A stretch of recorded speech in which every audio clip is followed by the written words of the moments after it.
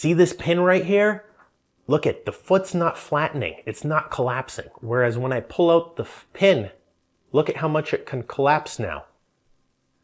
That's arthroresis surgery. It's essentially a pin that goes into your subtalar joint. It's all the rage now. All the surgeons are getting on board. They're advertising to surgeons to do this. The benefits are it's minimally invasive and quick results. But what do studies say? Is it worth it? You as a flat-footed person, should you get minimally invasive flat foot surgery? We're going over that right now. So overpronation, most people think their ankle is responsible for their foot flattening out, but your ankle just does this motion. So this is your ankle motion. If I hold my ankle stable, see what happens? You can still bend. This is this joint right down here. That's your subtalar joint right there. To prevent a YouTube ban and strike, I'm not showing graphic surgery material here, but see this pin in the subtalar joint? The pin prevents your foot from flattening. And what happens is when I pull out the pin, look at what can happen now. The foot can flatten, whereas before it could not. So there's a couple implants here. So there's implants that are subtalar joint implants. So what happens is, see how I stuck a pin in between the joint right there? So I stuck a pin in there right now. This is just for highlight's sake, but watch what happens. It can't really collapse. So see this right here? It doesn't really collapse as much. Whereas watch this, when I take it out, it collapses completely. So what happens from the back as well, see, as I'm pushing down, it can't collapse. It's locked into place. You can see that pin there. It's preventing it from pronating. Whereas, watch this. I pull out the pin, and it collapses. That's me pushing with just gravity and like a couple of pounds of force with my hand. Imagine you standing for 12 hours a day, being a 300-pound person. Would that pin stop that? It could. It could, theoretically. It's essentially a minimally invasive incision on the side of your foot, just enough to get that pin into that joint. So the surgeon holds your foot gapped open. We stick this pin in to the joint just like that. And then that's it, like one stitch. It's not really sticking out like this. It ends in the bone. Benefit of this are basically a dressing comes off as soon as the incision site healed. So in like 2 to 3 weeks. And that's it, you're just starting to walk. In 2017, the Journal of Foot and Ankle International, so some links are below of this data, found out of 49 people they did this on, so this is younger, healthy, ideal kids that are light and flat-footed. 45 out of the 49 went back to playing sports. They didn't necessarily become better athletes, but their pain and self-esteem went up and their shoe fit said better. What does that mean? It's basically what the patients said it meant. They felt better and they were happy they did the surgery for the most part. It doesn't make you a super athlete, it just stops you from being as painful and lets you fit back into shoes better. What's the ceiling and the floor? The floor is, you could have some pretty big complications if surgery goes wrong, but the ceiling is, you're not necessarily a better athlete, it's just that you feel better and you have a little bit less pain. So what other surgeries can you do? And I'm going to talk more about what you can do later. Other surgeries are bone surgeries. So lateral column lengthening is putting a plate or a screw into the calcaneus of the bone in order to make the heel turned in more. And basically what that does is, that's a bone surgery. It takes about 3 months to be out of a cast and a boot. You can't start running an activity until about 6 months. You can start walking in the meantime. You can start walking earlier, probably at like 2 months, but that's a long recovery time. There was a large meta-analysis comparing the traditional bone surgeries versus the minimally invasive arthroeresis. They found that lateral column lengthening, so the bone surgery, had better correction, but the recovery time was huge and people didn't like that. Whereas the minimally invasive surgery had a little bit less correction, but had almost immediate recovery time within about 2 to 3 weeks. And so people like that.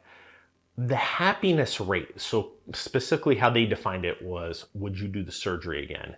Ranged between all the studies for the bone procedures from 68% to 89%. So about 70 to about 90%, let's say ballpark.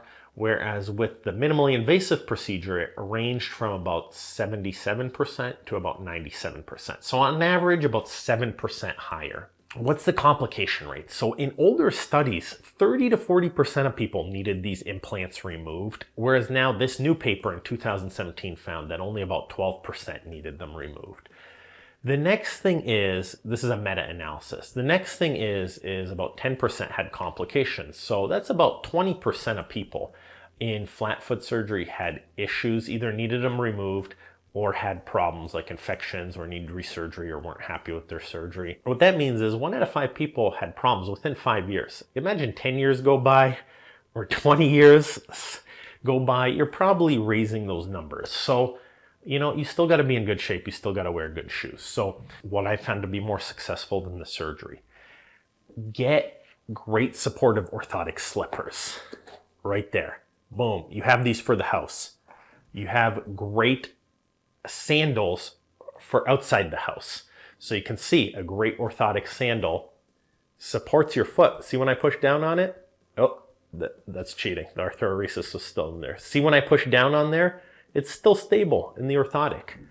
And then, lastly, a great shoe. If you have a great shoe, so stiff back, a stiff sole, a stiff front, that works amazing. And then you want to get a great over-the-counter insert. Look at how much that supports you right there. Another thing you can do for the subtalar joint is, watch this right here. As I sit it, it's collapsing in and it can very easily tilt over. So see that right there? It sits and could very easily tilt over with the slightest pressure.